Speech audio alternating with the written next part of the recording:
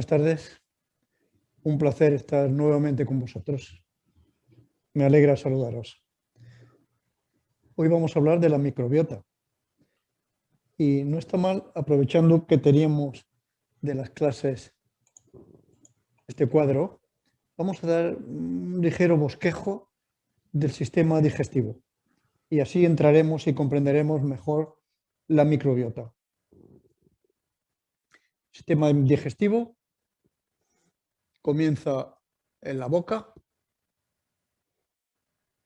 Tenemos 4 glándulas salivares, 2 que están en los mofletes, 2 que están debajo de la lengua. Y después tenemos las carótidas, que es la madre de las glándulas salivares. Tenemos el esófago, que cuando masticamos hemos de tener en cuenta que ese músculo, se llama masetero, es el músculo más fuerte que tenemos. Puede hacer el efecto de 80 kilos de peso cuando masticamos en muchas ocasiones. La comida pasa al esófago. El esófago es un tubo que está muscular, que tiene contracciones que pueden hacer y hacen avanzar el bolo alimenticio que llega al estómago. El estómago, lo primero que nos sorprende es por qué tiene esta forma caprichosa y no viene directamente el esófago al centro del estómago. Pues porque cuando nosotros tomamos líquido, el líquido puede ir por aquí y va directamente, sin pasar por todo el estómago, va directamente al intestino para ser absorbido.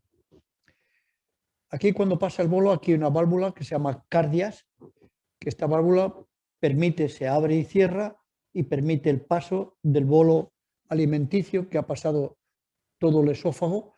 Cuando este músculo no funciona correctamente, el cardias, es cuando tenemos reflujo gástrico, ese ardor de estómago que nos sube con sabor ácido. Aquí en el estómago tiene lugar una función que es el triturado mecánico y un triturado químico. El triturado mecánico, nos damos cuenta, y es obvio, que si aquí no masticamos bien,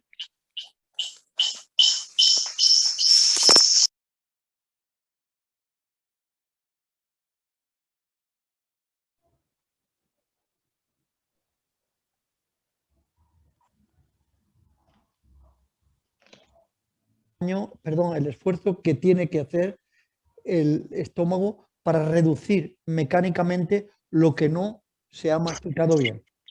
Después hay una serie de movimientos combinados que hacen que, como una especie de batidora, donde no solo se reduce mecánicamente lo que hemos masticado, sino que químicamente se reduce para ser absorbido por el intestino. Si seguimos el estómago,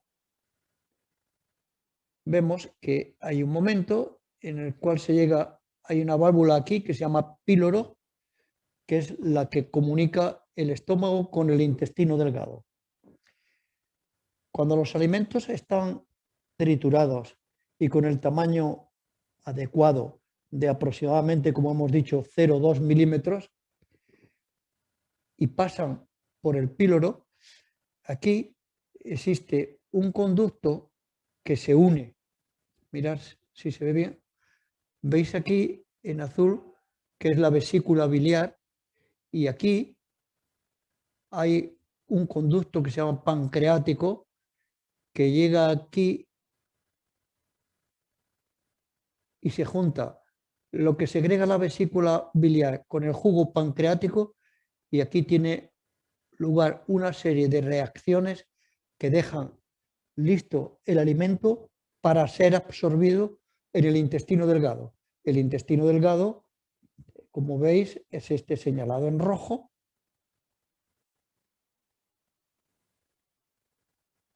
Que llega un momento que se une al intestino grueso. Bien, el intestino, una vez que pasa el alimento por el intestino delgado y es absorbido, el intestino delgado, mirad,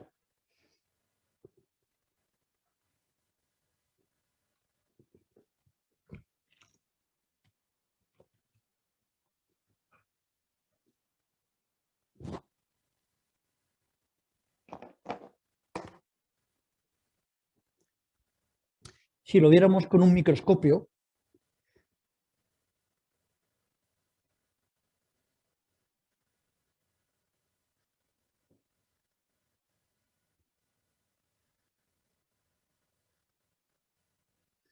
tiene como una especie de pirámides, todo esto está lleno de vellosidad y el alimento, cuando esto, en un milímetro cuadrado hay unas 30 pirámides o unos 30 montículos de este tipo, aterciopelado, llenos de vellosidades, y el alimento está en contacto aquí, hay pequeños capilares y ya se absorbe el alimento y ya pasa para ir hacia el hígado o los conductos que tenga que ir. Ya va directamente a la circulación sanguínea. Pues bien, seguimos con nuestro cuadro.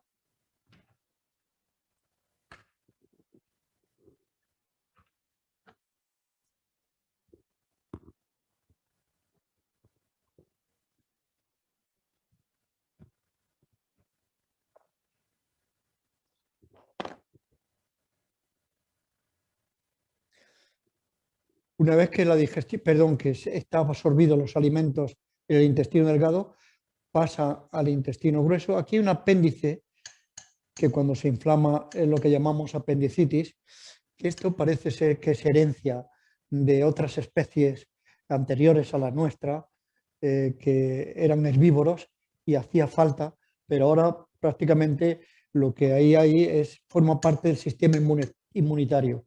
Hay bacterias que hablaremos posteriormente ya de la microbiota, que están bacterias encerradas, bacterias buenas, que sirven para de vez en cuando pueden salir para luchar si hay algunas bacterias malas. Pero es una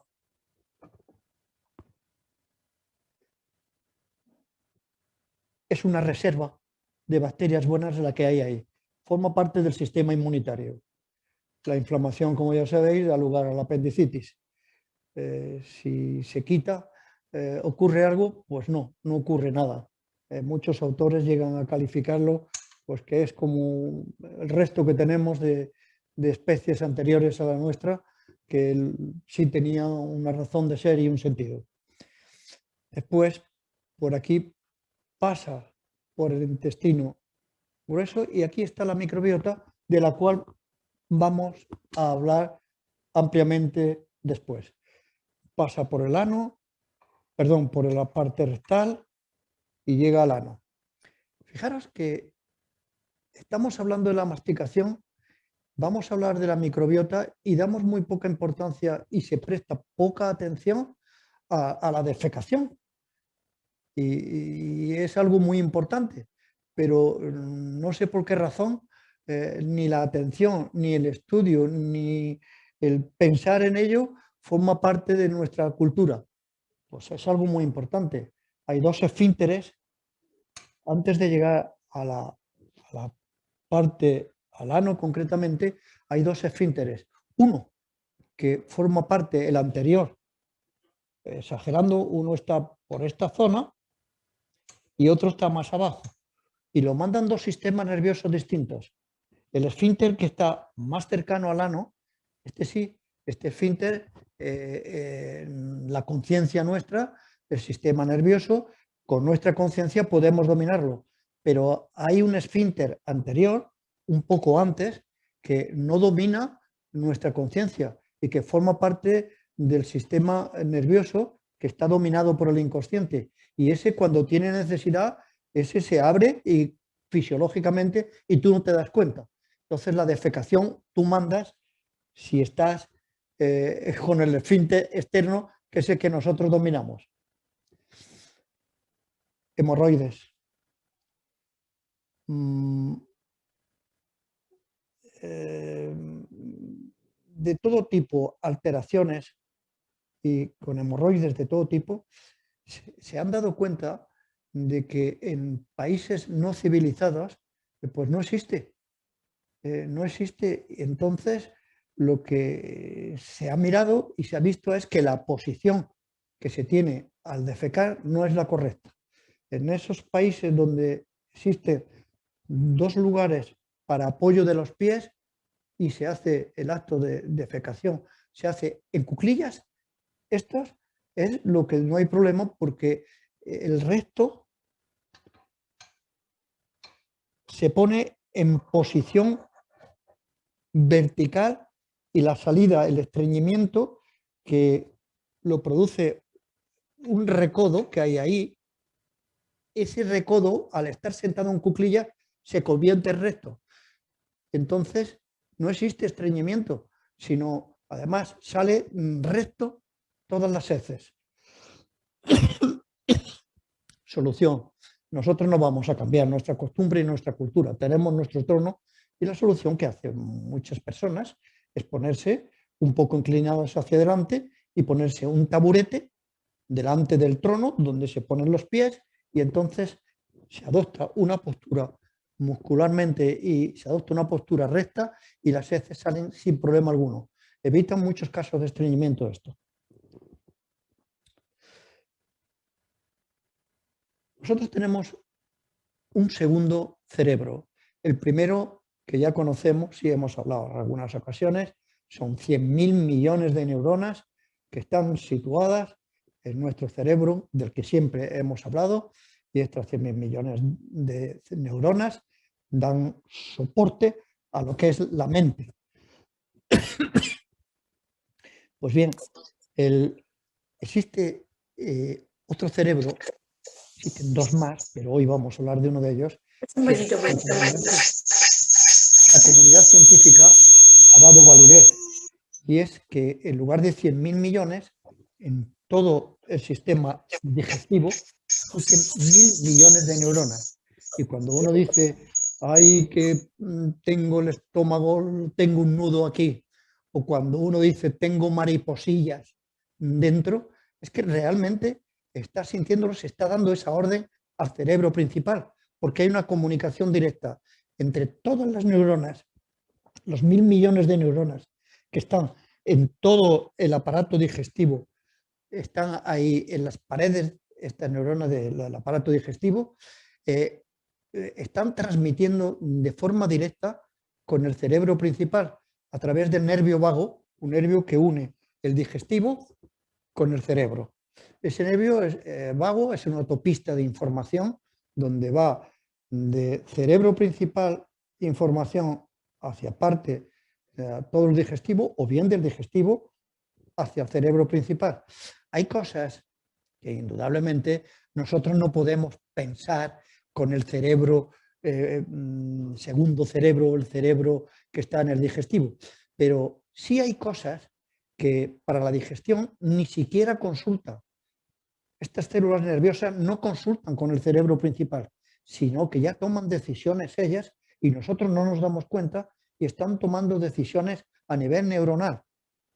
Pues bien, también es importante que conozcamos esta comunicación cerebro del intestino, cerebro principal a través del nervio vago, porque todo esto complementa lo que vamos a ver de la microbiota. ¿Qué es la microbiota? La microbiota son millones de organismos que están en connivencia y están conviviendo con nosotros. Y fundamentalmente están en la piel, en todos los recovecos, axilas, ingles, ombligo, donde hay inmensa y gran cantidad de microorganismos. Y estos microorganismos están compuestos de virus, bacterias, algas, hongos, hongos, parásitos y levaduras. Todo esto conforma nuestra microbiota. Pesa aproximadamente unos 2 kilos estos microorganismos que tenemos en todo nuestro cuerpo, fundamentalmente en el digestivo y, atención, muy importante también, en el aparato urovaginal. Pesa aproximadamente en total, fundamentalmente en el digestivo, he dicho unos 2 kilos. Y el número de microorganismos que hay dentro de nosotros es 10 veces superior al número de células. Es decir, tenemos aproximadamente, unos autores dicen 50 trillones y otros dicen 30, da igual, si tenemos unos 50 trillones de células, microorganismos con nosotros, formados, como hemos dicho, por estas levaduras, bacterias, virus, hongos y parásitos, todo esto es 10 veces más de las células que tenemos. Si pusiéramos, son 10 veces también más pequeñas que las células, estos microorganismos. Si los pusiéramos uno detrás de otro, daríamos 2 veces y media la vuelta a la Tierra. Imaginaros la cantidad que tenemos. Entonces, ¿dónde están estos microorganismos dentro de nosotros? Pues mirad, fundamentalmente hemos dicho que están en el digestivo. ¿En qué lugar del digestivo? Hay en la boca, hay bastantes microorganismos, bastantes bacterias, que sabéis que la saliva tiene una sustancia, es un analgésico mucho más fuerte, que se llama opiomorfina, mucho más fuerte que la morfina, y está para anestesiar. Sabemos la sensibilidad que tiene nuestra lengua, que un granito de una fresa, el resto de una fresa, rápidamente la detectamos. Yo tengo un amigo que se dedica a la odontología y dice, la lengua es muy curiosa, todo lo descubre y todo sabe dónde está.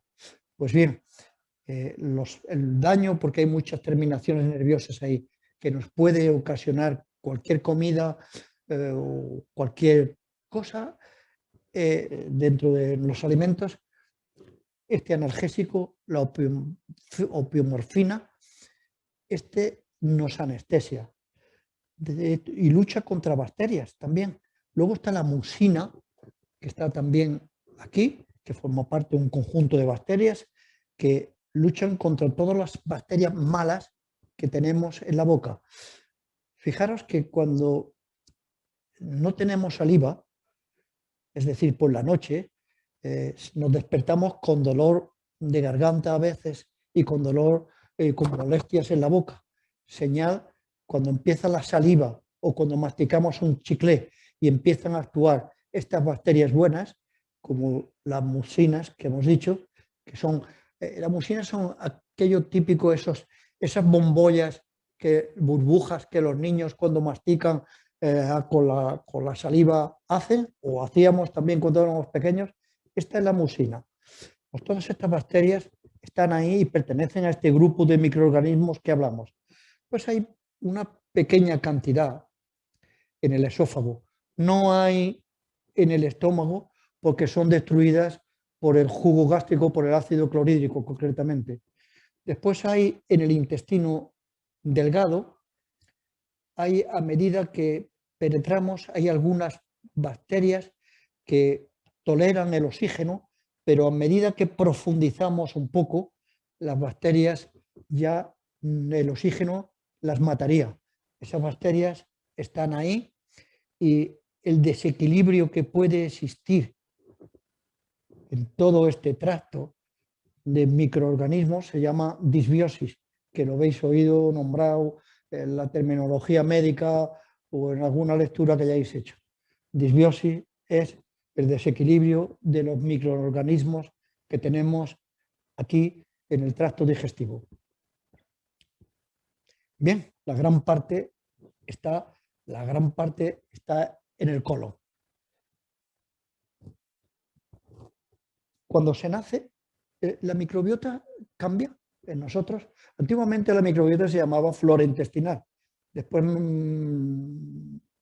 la comunidad científica convino que era más conveniente llamarle microbiota. Y microbioma se llama al conjunto de toda la microbiota que tenemos, piel, aparato urovaginal y el digestivo. Pero cuando nos referimos a microbiota, generalmente nos referimos a la microbiota del aparato digestivo. ¿Esta cantidad de organismos y estos organismos son los mismos siempre toda la vida? No. Nacemos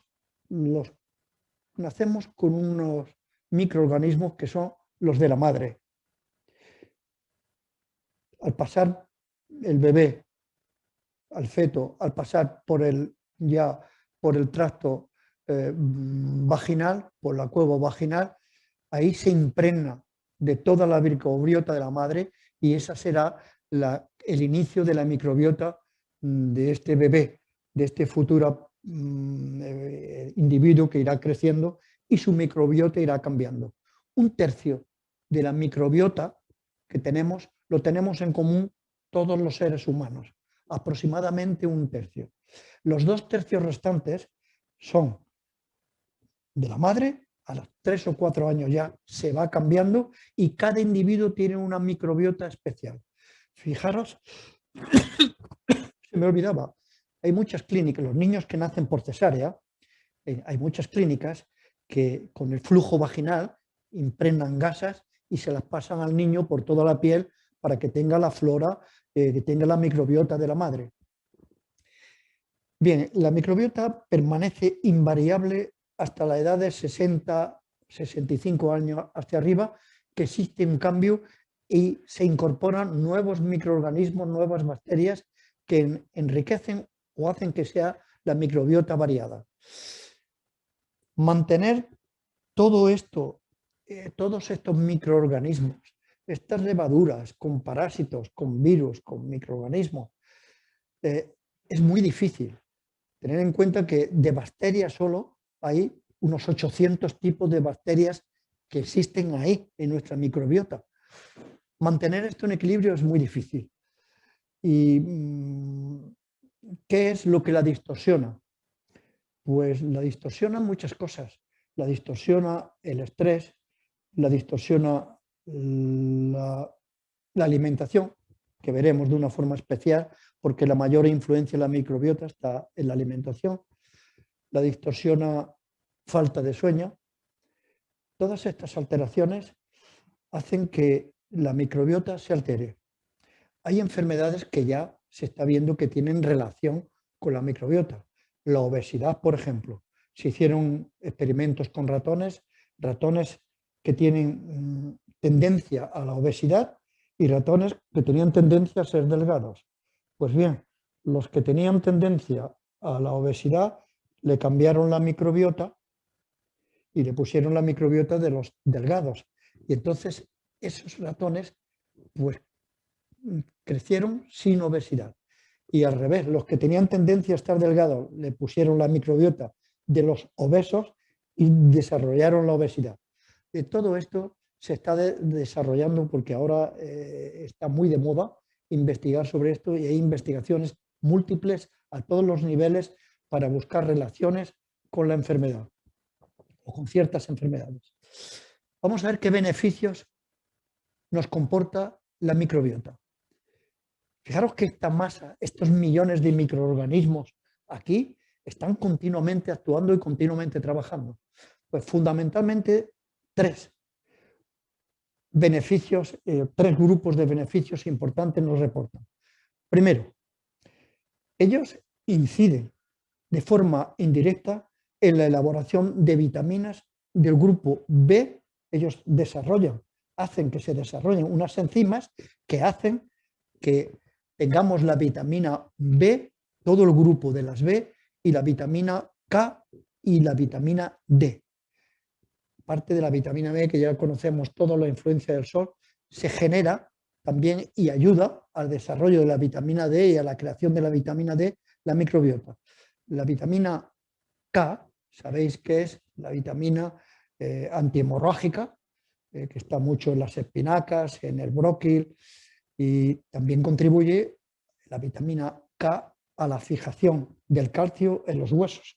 Luego ya es muy importante que nuestra salud ósea depende de la vitamina K y la vitamina K depende, junto con la vitamina B y la vitamina D, depende de unas enzimas que segregan las microbiota que hace que se generen estas vitaminas. Luego fijaros ya qué parte más importante está haciendo la microbiota. Luego, segundo, el sistema inmune. El sistema inmune nuestro, el 70% está y se genera aquí, en la microbiota. Las citoquinas se desarrollan parte de forma, contribuye la microbiota a que se desarrollen las citoquinas. ¿Qué son las citoquinas? Habéis oído nombrar mucho ahora por el tema del COVID. Las citoquinas son unas proteínas que cuando hay cualquier enfermedad en el cuerpo, allí van, hacen que se comuniquen todas las células y dicen, aquí tenemos que producir una inflamación o aquí no tenemos que producir una inflamación. Luego, ya hay algo importante, las enfermedades que son inflamatorias ya tenemos que tienen una relación también con la microbiota. ¿Y cuáles son las enfermedades inflamatorias? Se está desarrollando una línea con bastantes visos de que pueda dar y generar y terminar en algo positivo la relación que tiene la microbiota con el Alzheimer. Está en plena ebullición la investigación que se está haciendo sobre eso. Luego, fijaros también este segundo grupo de importancia que tiene la microbiota. Estos millones de organismos que están ahí. Un tercer factor, un tercer grupo de influencia importante que tiene es en nuestros neurotransmisores. Los neurotransmisores nuestros son neurona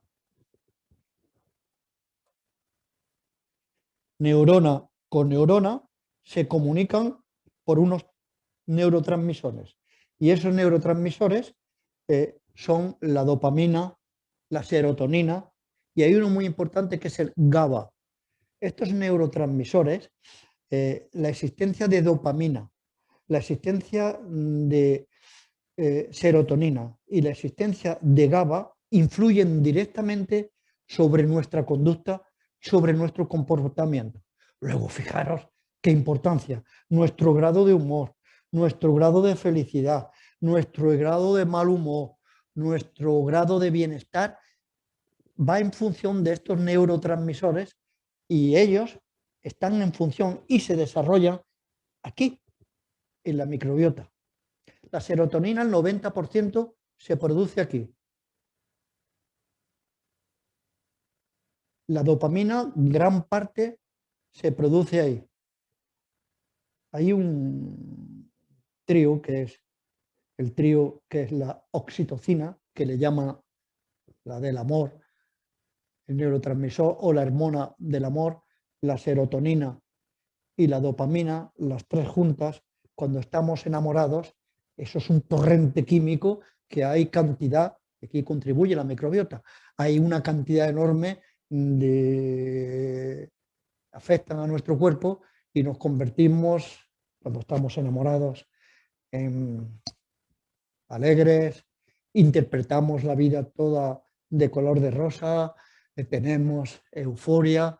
Cuando el cuerpo se habitúa a estas torrente que hay en el enamoramiento, esto lo digo como anecdótico, cuando se habitúa, entonces el cuerpo, que es como una droga, necesita más para continuar con ese estado, porque se ha habituado. Y entonces cuando viene la fase después del enamoramiento, fases de crisis, cuando uno dice, ya no es lo mismo, bueno, es lo mismo, está ocurriendo lo mismo, lo que pasa es que tú te has habituado ya a la segregación de esos neurotransmisores.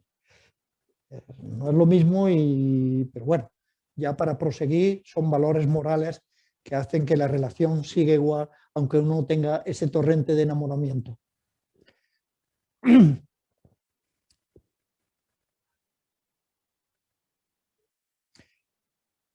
La dopamina es la hormona que nos da, la dopamina y la serotonina nos dan bienestar, pero hay una distinción entre una y otra. La dopamina esta nos da euforia, alegría, y la serotonina nos da felicidad, nos calma, nos da tranquilidad.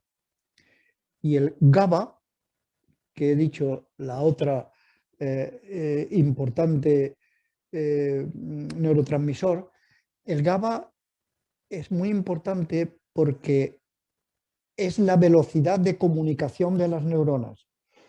Cuando alguien tiene un estado de ansiedad, esa negatividad hace que se comuniquen con mucha velocidad las neuronas. El GABA hace que disminuya la velocidad. Por lo tanto, cuando recetan a alguien que tiene depresión o ansiedad, lo que intentan es bajar la comunicación que existe entre las neuronas. Porque si yo tengo negatividad y estoy transmitiendo a mucha velocidad, no. Se transmite a poca velocidad y aquí está este neurotransmisor que llamamos GABA, que aquí está su nacimiento y es importante.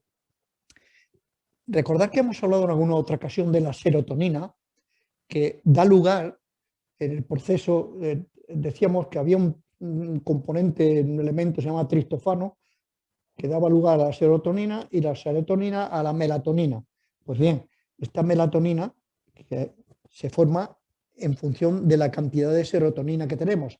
Luego vemos también que manda ya en nuestro ciclo circadiano, es decir, está mandando en nuestro sueño, está mandando en nuestro estado de ánimo, está mandando en nuestro sistema inmune, está mandando, está comandando, que hasta ahora no se había hablado de eso, está comandando nuestra salud. De aquí la importancia de la microbiota en nuestra salud, es que infiere en el estado general de salud nuestro, la microbiota. Y bueno, ¿y la microbiota de qué come? ¿Y cómo lo mantenemos? La microbiota está continuamente reproduciéndose y en las heces el 50% es microbiota, pero se reproduce de forma muy rápida. ¿Y cómo se reproduce? ¿De qué come? Vamos a distinguir dos cosas, probióticos y prebióticos. Las distintas familias que existen de bacterias aquí dentro, esas distintas familias, podemos ingresar bacterias dentro. ¿Cómo? Pues mira, con alimentos naturales y si existen problemas intestinales de diarreas, después de antibióticos, después de tomar, cuando se toman anticonceptivos, cuando se toman tranquilizantes, cuando se toman antidepresivos. Todo esto influye de forma negativa en la microbiota. Entonces, los profesionales de la medicina, los médicos, mandan suplementos que son probióticos. ¿Qué son los probióticos? Pues son cepas de bacterias que las ingieres por la boca, tienen que estar todo muy bien preparado por el ingerirlo por la boca para repoblar, aumentar las bacterias que tienes dentro, tienen que pasar por el estómago. Y el estómago hemos dicho que ahí no había bacterias, porque el ácido clorhídrico las destruye. Luego, cuando nos mandan píldoras con probióticos que tomamos, tienen que estar muy bien blindadas para que atraviesen la barrera del estómago y entonces pasen a la vía al intestino delgado y al intestino grueso. ¿Cuándo mandan esto? Pues cuando hay una disbiosis, que es un desequilibrio, cuando tenemos diarreas, cuando tenemos estreñimiento, cuando existe hinchazón de estómago, cuando tenemos muchos gases. Todo esto es una disbiosis, es un desequilibrio en la microbiota. Y entonces los médicos, las medicinas o farmacéuticos pueden recomendar que se pongan cepas que van directamente al tracto intestinal y repueblan de bacterias a nuestra zona donde está la microbiota. Pero también lo tenemos con los alimentos. Con los alimentos hay alimentos probióticos. ¿Cuáles son? Yogur, que ya oís por la información muchos yogur que dicen con probióticos, con enriquecidos con probióticos, dicen generalmente. Varias marcas, he oído yo, de las que están en el mercado. El kéfir, el chucrú, que es la col fermentada, quesos como el mozzarella, el cheddar, alimentos encurtidos que se desarrollan bacterias. Estos alimentos, como pueden ser las alcaparras, los pepinillos, todo esto que ha pasado por un proceso de fermentación tiene bacterias y cuando lo metemos en nuestro cuerpo atraviesan la pared del estómago y llegan y nos pueblan de bacterias buenas, ahí nuestra flora o nuestra microbiota. ¿Qué es lo que... tener un alimento es probióticos y el alimento fundamental es el prebiótico, que esto es comida. Lo otro es repoblamos. Prebiótico, fijaros bien la diferencia, probiótico es repoblar con las bacterias que ya tenemos. Prebiótico es el alimento que le damos. Y el alimento se lo tenemos que dar en la comida. ¿Y dónde está? Pues alimentos que tienen mucho prebiótico es alimentos que pasan por el intestino no lo absorbe, lo da como restos, no puede digerirlo, pasa al intestino delgado y al intestino grueso y aquí, en el intestino grueso, aquí, forman, es el alimento que ellos reciben. ¿Y qué es? Fibra. Fibra aproximadamente necesitamos 20 gramos, recomienda la Organización Mundial de la Salud, unos 20 gramos diarios. Hay fibra insoluble y fibra soluble.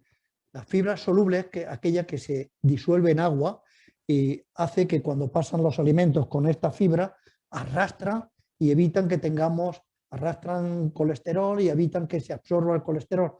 Pero la insoluble, que está en alcachofas, zanahorias, en multitud de vegetales, ajo, cebolla, puerro, esta pasa directamente, no la digiere el intestino delgado, pasa aquí y esta es la comida, esto es lo que ellos comen, esta es la comida que ellos tienen. Luego, nos tienen que administrar a nosotros probióticos y prebióticos que existen conjuntamente, probióticos y prebióticos existen, se llaman simbióticos, y tomas cepas y tomas fibra que no se digiere en el intestino delgado y es comida para ellos. ¿Tenemos que tomarla? No. Siempre que tengamos una alimentación equilibrada, como es la dieta mediterránea, que todos conocéis, siempre que tomemos esta dieta no nos hace falta, a no ser que por el motivo que fuere, que tenemos una diarrea porque hemos tomado antibióticos, que tenemos un estreñimiento por razones que fuere, tengamos que tomarlo. Pero si no, nuestro cuerpo está totalmente habituado para una alimentación sana, está habituado para que no tengas que tomar suplementos de probióticos ni de prebióticos. Y la parte más importante, ¿cuál es? La alimentación, la dieta. Y más que qué hemos de comer, voy a comentaros qué es lo que no hemos de comer.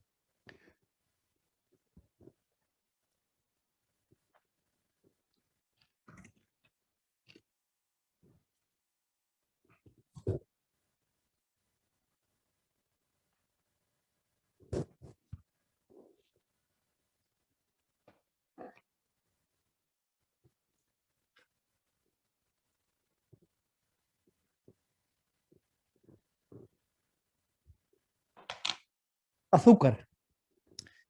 Azúcar. El promedio de azúcar, la OMS dice que debemos de consumir no más para tener una buena salud, es decir, un equilibrio también en nuestra microbiota, no más de 25 gramos diarios.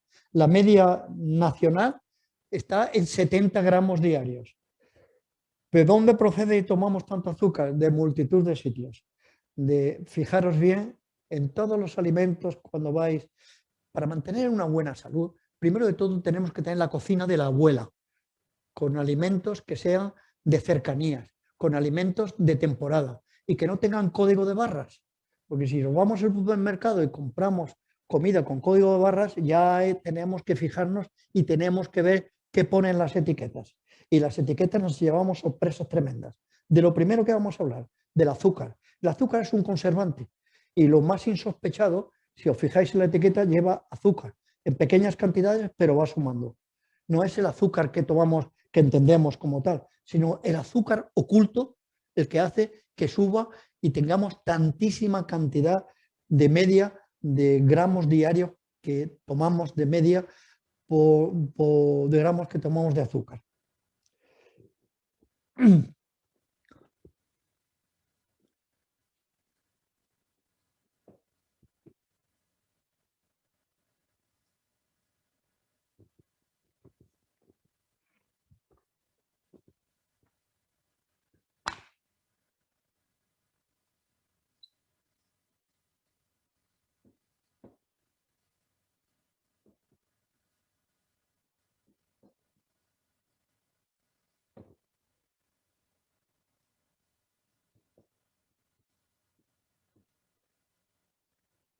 El azúcar tiene al 50% una sustancia que se llama glucosa, que todos la conocemos, y otra sustancia que es la fructosa.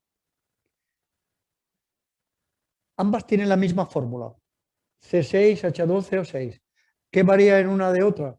En la arquitectura molecular, es decir, el entramado, cómo se combinan estos elementos es lo que varía de una a otra, pero son dos compuestos totalmente distintos.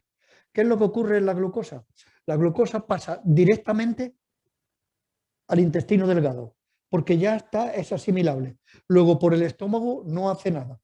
Luego cuando tomamos azúcar, rápidamente la mitad se va directamente, pasa al intestino, la absorbe. Y cuando el intestino absorbe el azúcar, llega el problema de que para entrar en las células necesita insulina. Es decir, no entra la glucosa dentro de las células, que es el combustible de las células. No entra si no lleva insulina, una molécula de insulina. Si no, no entra. Luego, si yo consumo mucha glucosa, tengo que tener mucha insulina. ¿Y qué ocurre? Que el cuerpo se me acostumbra ya a tanta insulina y se vuelve resistente a la insulina. Entonces la insulina no le hace nada. La glucosa que tiene que entrar dentro, es decir, la glucosa cuando llega a una célula, para entrar, dice, ¿traes insulina? Sí, pasa dentro de la célula, la quema y da energía. ¿Traes insulina? No, pues vete al torrente sanguíneo. Y cuando yo me hago resistente a la insulina, que no le hago caso a la insulina, porque ya está acostumbrado mi cuerpo a insulina, yo me voy al torrente sanguíneo de la glucosa y doy azúcar en sangre. ¿Y qué ocurre cuando tenemos un pico, comemos mucho azúcar o algo muy azucarado y que tenemos un pico de glucosa? Se eleva la glucosa y cuando se eleva, rápidamente viene la insulina, se mete dentro de las células y el cerebro detecta, oye, que no tengo glucosa en las venas, que ya no tengo glucosa. Dice, pues ahí va más, ahí va, no tiene glucosa, pues ¿qué te pasa? Que quiero glucosa. Y entonces tú inconscientemente vas a tu nevera y coges un snack, coges un trocito de chocolate, coges y vas comiendo y forma un círculo vicioso. ¿Qué más daño hace? El otro problema grave, la fructosa tiene un camino muy distinto. La fructosa va al hígado y cuando llega al hígado, el hígado para las funciones que está haciendo para atender a la fructosa que llega. Y para atender a la fructosa tiene un metabolismo muy complicado, muy raro y deja todo lo que está haciendo. Y la fructosa necesita para metabolizarlo, para convertirlo, que se asimile en el cuerpo, necesita algunos minerales. ¿De dónde los coge? Pues del cuerpo, de los huesos, osteoporosis. Los niños, caries. ¿Y qué subproducto tiene la fructosa? La gota. Produce, bueno, produce gota si hay ácido, produce ácido úrico. Si es mucha cantidad y mucho azúcar, hay gente que produce gota y dice, pues yo no como carnes, usted no come carnes, pero usted se mete 14 cucharaditas, terrones de azúcar cada día con los 14 cafés que toma. Produce ácido úrico que produce la gota. Luego, fijaros los inconvenientes que ya tiene.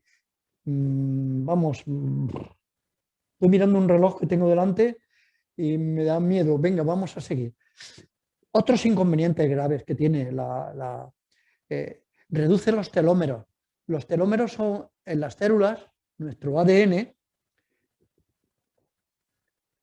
tiene en las puntas, como los cordones de los zapatos,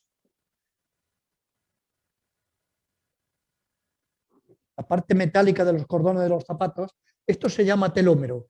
Y cuando nosotros envejecemos, se van acortando estos telómeros en el ADN nuestro. Pues muy bien, el azúcar acorta estos telómeros, por lo tanto causa envejecimiento.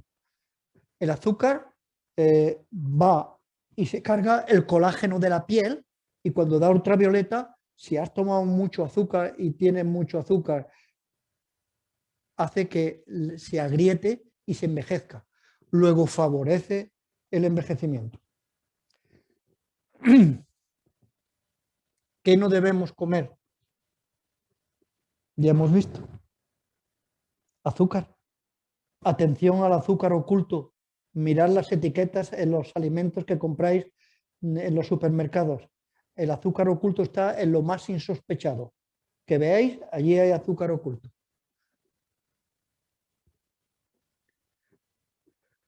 Otro problema, que no debemos de comer, harinas refinadas.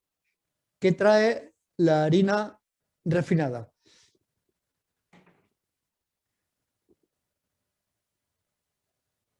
Este es un grano de trigo.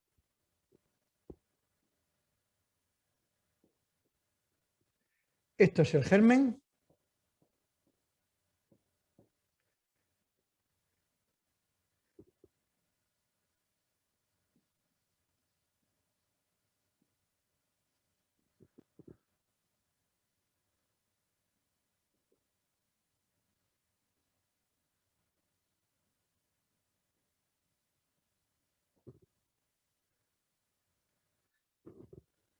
El grano de trigo tiene germen donde están ácidos grasos que nos interesan para el cuerpo. Tiene el endospermo, que ahí son almidones, y tiene el salvado. ¿Qué hacen las harinas refinadas? Primero, el germen de trigo lo echan fuera. ¿Por qué lo tiran fuera? Porque contiene ácidos grasos. Este germen de trigo contiene ácidos grasos, se enrancian con el tiempo y daría lugar a que las galletitas, a que lo que nos comemos se enranciara. Por lo tanto, lo elimina fuera. El salvado da una textura no agradable a las galletas, al pan, fuera. ¿Y qué me quedo? Solamente el endospermo. ¿Y qué hay aquí? Aquí hay gluten y almidones. El almidón, ¿qué es lo que hace? El almidón ya es glucosa puesta como un collar de unidades de glucosa, eso es el almidón. Pasa directamente al estómago y no es lo mismo que el azúcar. Me pego una hinchada de pan o unas galletitas, un pan muy blanquito, y yo tengo un pico de glucosa y lo mismo, viene otra vez la insulina, me baja la glucosa porque la elimino toda, me entra hambre porque un detector me dice, cerebro, atención que no hay glucosa en sangre y se puede marear, puede ocurrir, hay una hipoglucemia. Pues entonces nos ocasiona lo mismo que el azúcar que hemos comentado con el azúcar. El gluten. Tener en cuenta que este trigo no es el trigo de nuestros antepasados, no es el trigo de nuestra abuela. Desde el año principio de los 50 y un poco antes, ya se comienza a sacar, en lugar de una cosecha al año, como antiguamente, hay cosechas de 3 y 4 cosechas al año. Entonces es un trigo que está genéticamente modificado, que la humanidad no estamos preparados como especie para ese tipo de trigo genético nosotros digerirlo. ¿Y qué aparece? Pues aparece que bueno, hay un gluten ahí que no tiene que ver nada con el gluten que existía en los trigos primitivos, que llega a las células, al intestino, y que ahí lo permeabiliza y hace que pasen muchas sustancias a sangre. Y entonces el sistema inmunitario se vuelve loco y aparece la celiaquía, los celíacos, que tienen cefaleas, dolor de cabeza y problemas de todo tipo. ¿Por qué? Porque esto no se ha apropiado, porque esto está desnaturalizado totalmente. La industria alimentaria va, lógicamente, a rendimientos económicos. Lógico, pero hay que mirar también otras cosas. Se importan trigos de cualquier forma y de cualquier sitio con cosechas. Trigos, mirar, también como anécdota, en África se trae trigos de África donde hay 3 cosechas al año o 4 cosechas al año, y ese trigo, allí hay tortugas y hay lagartos, y ese trigo viene aquí, se tritura, se separa, se tritura, se le da de pienso a las gallinas, comen las gallinas, sale, ponen el huevo y sale impregnado de la microbiota. Cuando pone la gallina el huevo, sale impregnado de algo. ¿Y ese algo qué puede ser? Pues estos trigos donde hay tortugas y lagartos, la tortuga tiene en simbiosis, tiene dentro conviviendo cepas de salmonela. Luego, entonces, si yo cojo ese trigo, lo traigo, lo trituro, come la gallina, pone el huevo, el cuidado que hemos de tener con el huevo para que no, la cáscara, la yema no toque, ni la clara toque la cáscara, porque puede ocurrir salmonelosis. Los niños, cuando tienen tortugas, tienen que tener mucho cuidado, que los niños están jugando con la tortuguita en el agua y la tortuguita convive con ella sin ningún problema, cepas de salmonela. Lo toca el niño, no se lava las manos, se lo lleva a la boca y puede ocurrir salmonelosis. Todos estos problemas ocurren porque todo está cambiado, todo está tergiversado. Esta harina refinada pues tiene sus problemas. Y esta harina refinada, ¿por qué la utilizan tanto? Pues porque si la hicieran integral del todo, la espelta dicen, bueno, es un tipo de trigo integral. Sí, pero también tiene problemas y tiene cierto refinamiento. Tienen que jurarte que aquello es integral.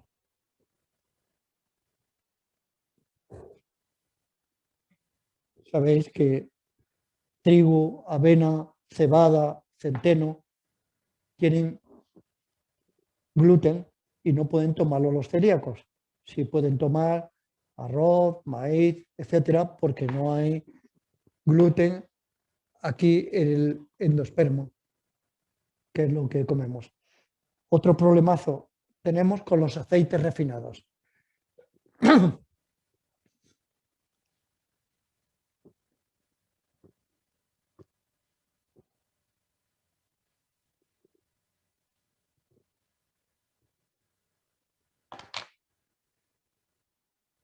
Los aceites refinados es un chollo para la industria alimenticia. Los refinan y les dan, los ajustan a un paladar, al paladar, a todas las exigencias de los paladares más refinados se pueden ajustar para galletas y para todo con los aceites refinados. Fundamentalmente se refina el aceite de girasol y también bastante el aceite de soja.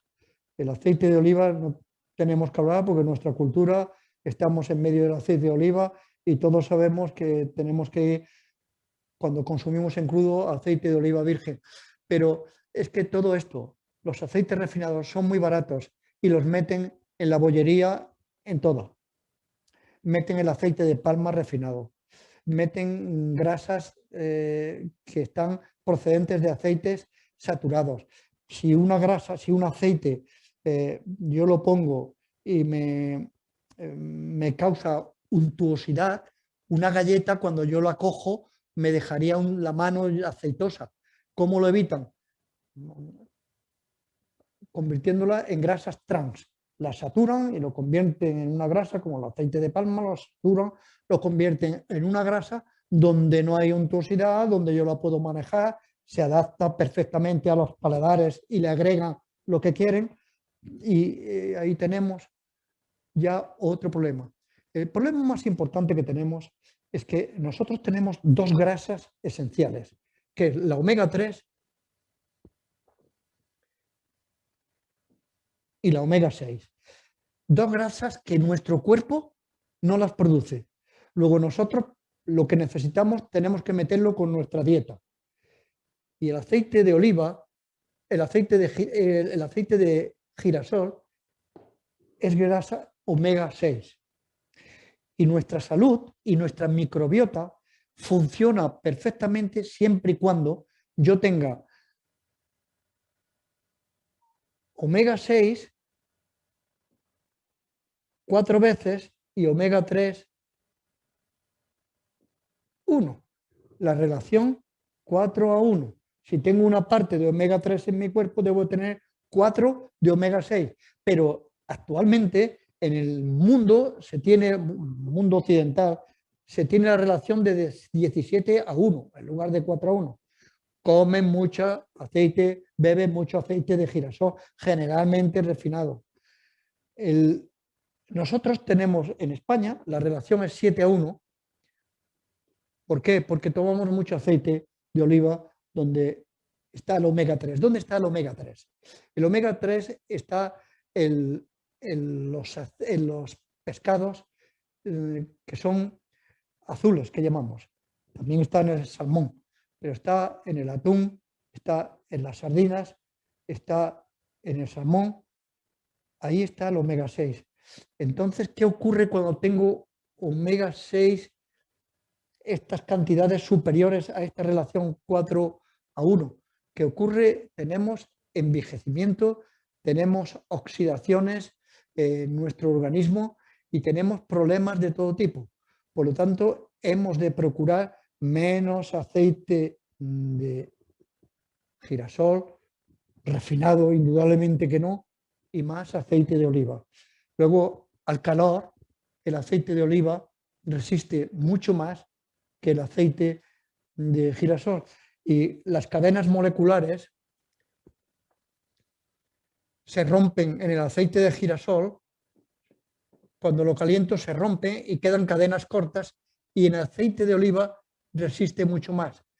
Cuando pasamos al lado de algunos lugares y algunas churrerías con un olor, algo que tira para atrás, es aceites, cadenas, lo recalientan una y otra vez, las cadenas se quedan muy cortas, las cadenas moleculares, de cortas que se quedan, ya pasan a vapor y las olemos, olores rancios a aceites refinados. Esto es perjudicial para la salud. Disminuye el colesterol bueno y aumenta el colesterol malo. El aceite de oliva aumenta el colesterol bueno y disminuye el colesterol malo. Hay que evitar los aceites refinados.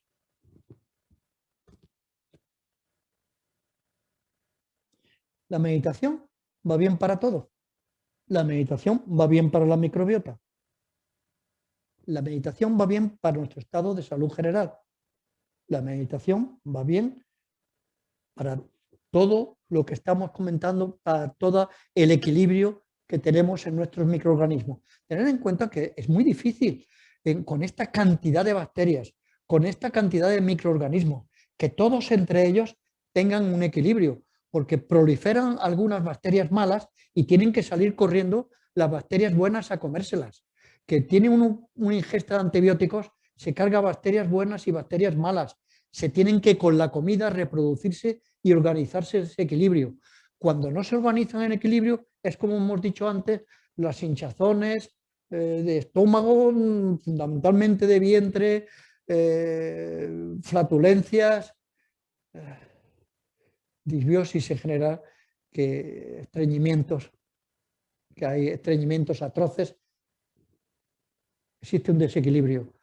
Fundamental comer bien. Y para comer bien hay que mirar las etiquetas, eliminar harinas refinadas, azúcar, aceites refinados, grasas saturadas, que esto lo pone en todas las etiquetas. Pone hidratos de carbono en azúcares, ahí, fijaros, que lo más inocente tiene como una bebida, hay bebidas que tienen con soda, que ricas, qué buenas, y ahí tienes 100 gramos, ya te has pasado 2 pueblos de la cantidad que necesitas, que es 25 para tener una buena salud. Solamente con un refresco que te tomes con sus burbujitas que sienta muy bien al cuerpo y eructas. Pues muy bien, ahí tienes azúcar ya para dar y vender. Tenemos que eliminar, fijaros bien en los alimentos con código de barras, cuando mirar las etiquetas, cuando tienen 3 o 4 componentes, algunos tienen 7 y 8 componentes. Contra más componentes tengan, peor. Hay conservantes, colorantes, espesantes, acidulantes, emulsionantes. Contra menos de todo eso, mejor. La comida en vuestra casa no tiene nada de eso. Pues esto es, cuidado de la microbiota. Mucha gente y muchos jóvenes, tengo un atroz problemas ya tan joven y tengo obesidad. Microbiota que está alterada. Tengo flatulencias muy altas, microbiota alterada. Estreñimiento atroz, microbiota alterada. Todo esto es lo que hay que fijarse.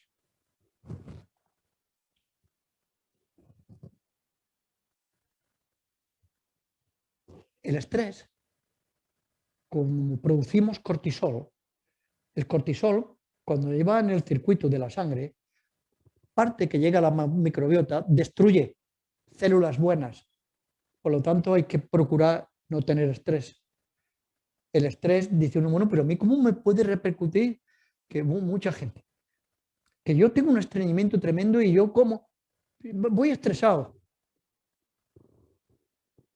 Ya estás alterando tu microbiota.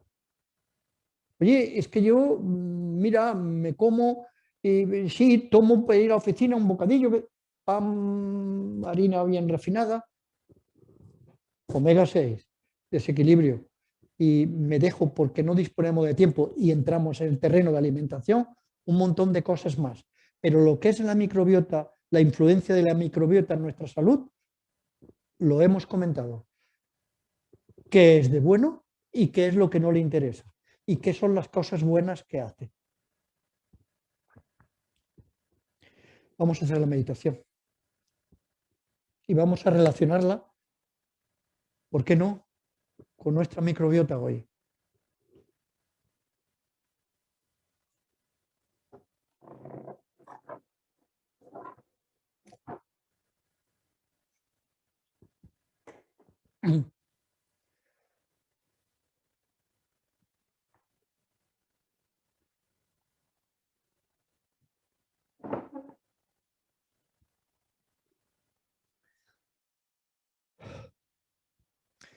Vamos a nuestra respiración. Ya conocemos de otros días.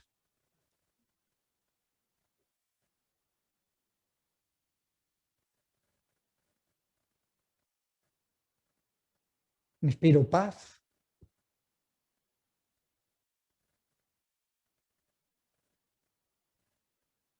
Inspiro salud.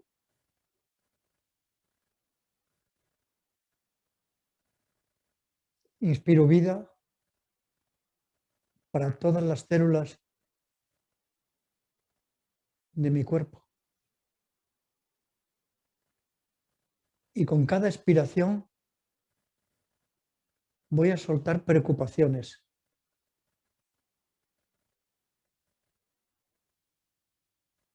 Inspiro paz.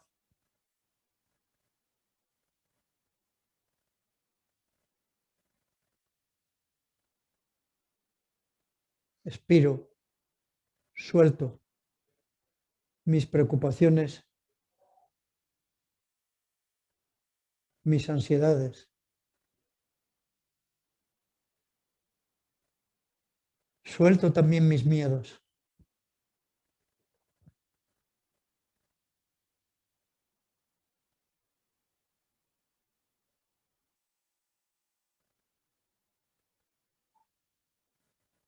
Voy a destensar los músculos, las tensiones que pueda tener en mi cabeza, frente, mejillas, mandíbula, ahí donde hemos hablado hoy que teníamos el músculo más fuerte de nuestro organismo, el masetero. Relajadas nuestras mandíbulas, nuestro cuello relajado,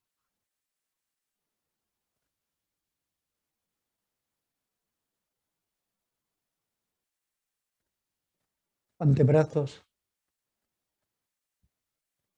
brazos, manos relajadas,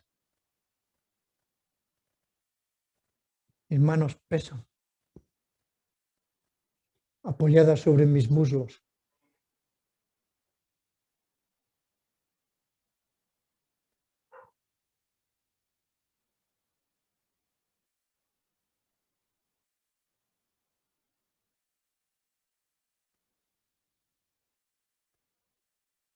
Relajada. Mi respiración, mi abdomen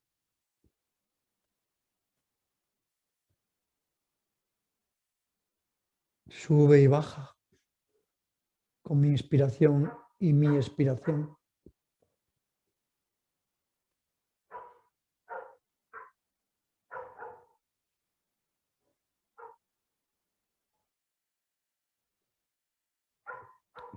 Mis órganos digestivos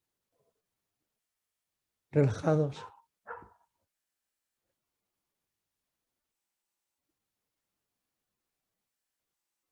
Mis piernas,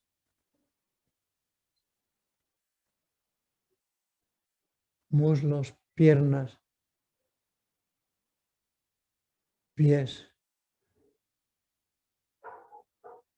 Todo yo peso sobre mi silla. Todo yo estoy relajada.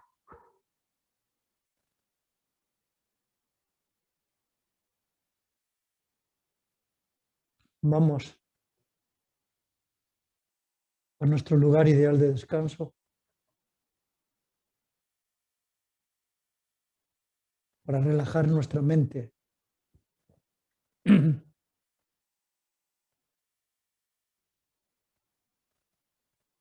¿Qué visualizo?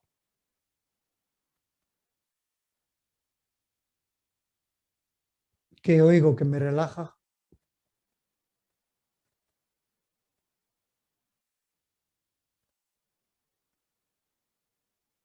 ¿Qué olores percibo?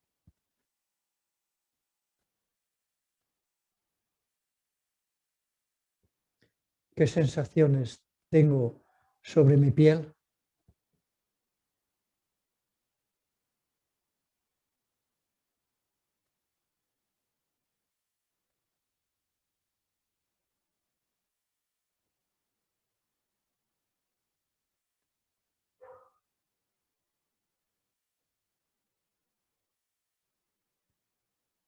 Ahora que ya estoy relajado física y mentalmente,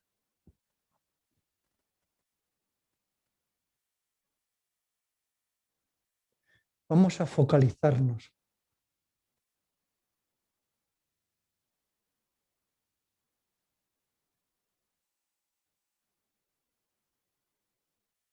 Vamos a pensar. Vamos a dirigir nuestra atención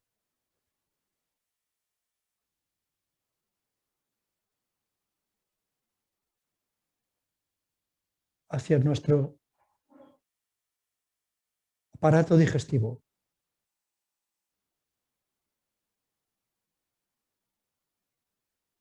Nuestra mente, que no está acostumbrada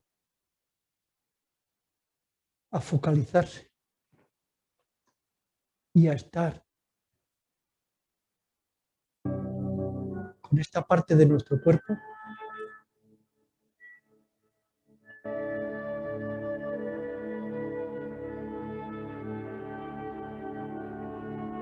le da la bienvenida. Damos la bienvenida en nuestro pensamiento a esta parte de nuestro cuerpo.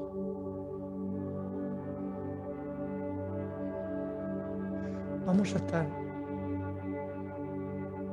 con nuestra atención puesta aquí, en el digestivo,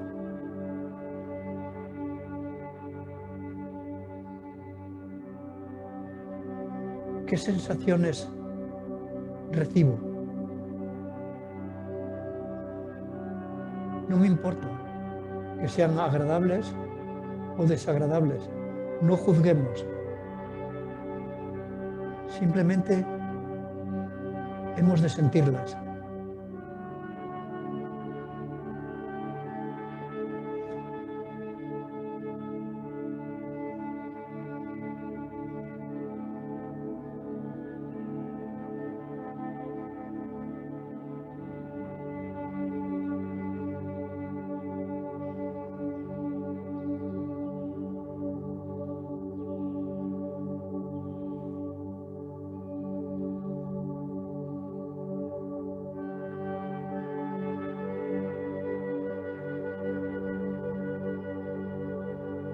Presto atención adecuada a esta parte de mi cuerpo.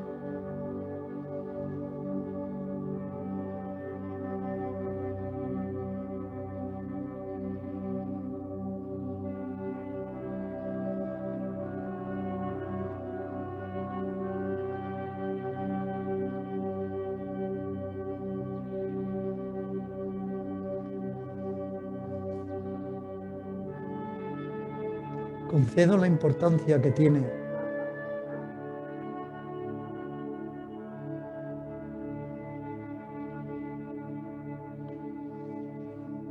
a mi microbiota,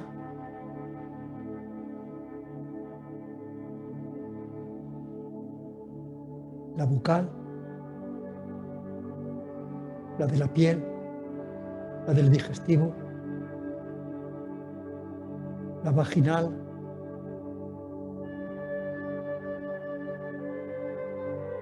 presto los cuidados que se merecen.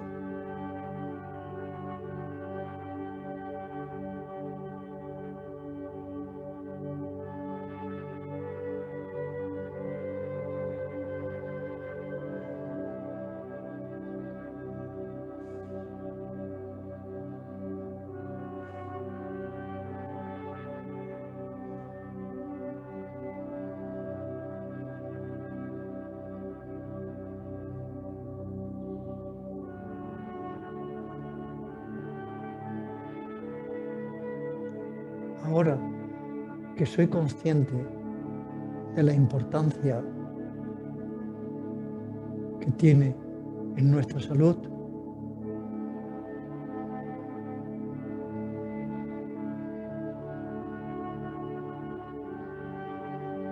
doy las gracias a esos millones de microorganismos que hacen posible mi vida en unos parámetros para mí aceptables.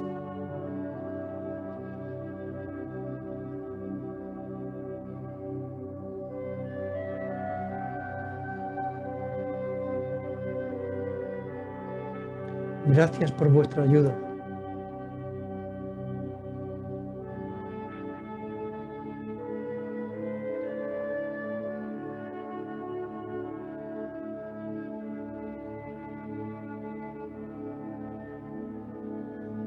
Gracias por vuestra contribución a mi estado de salud.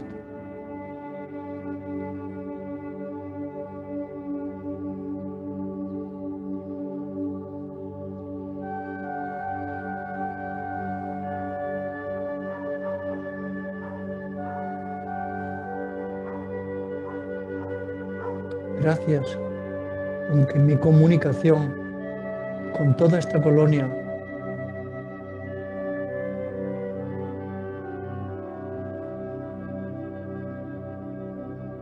no es para mí palpable,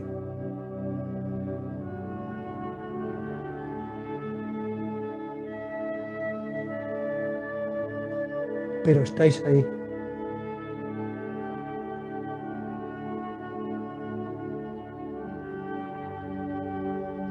El mayor número que células tiene mi cuerpo.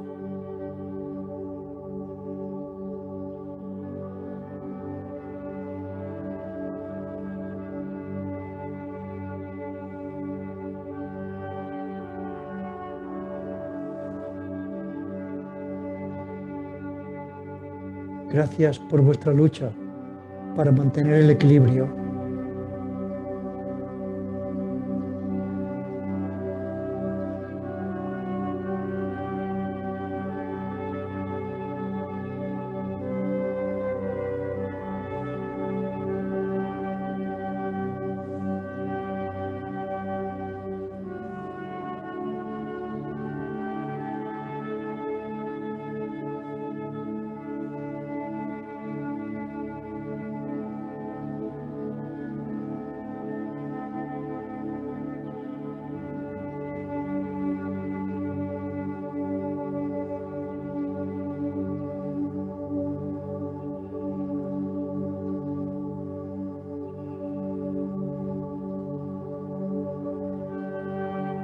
como no está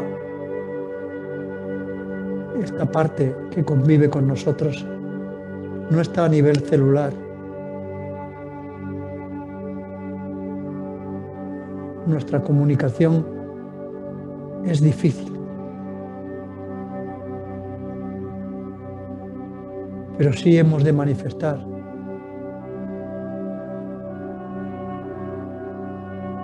desde nuestra conciencia no solo el agradecimiento a estos microorganismos que luchan por tener un equilibrio óptimo para mi salud,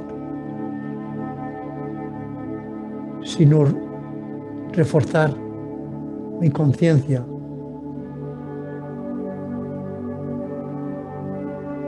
para manifestar nuestro deseo a nivel consciente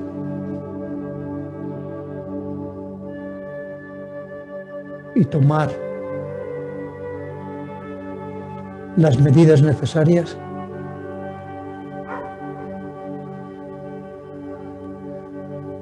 para que esta colonia, para estos millones de microorganismos, funcionen de forma adecuada para nuestra salud, mantenerla en estado óptimo.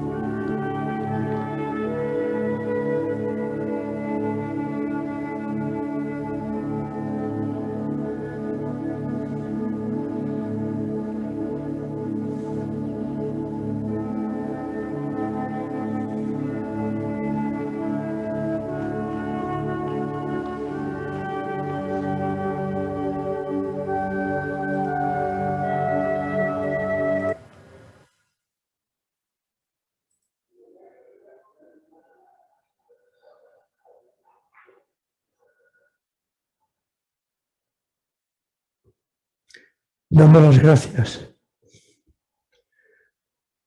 al universo, al todo, por habernos permitido esta meditación. Poco a poco, a la cuenta de 3, iremos abriendo nuestros ojos para volver al aquí, a la hora.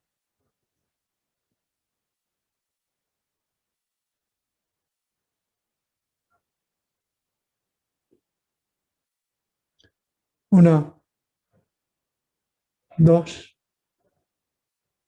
3.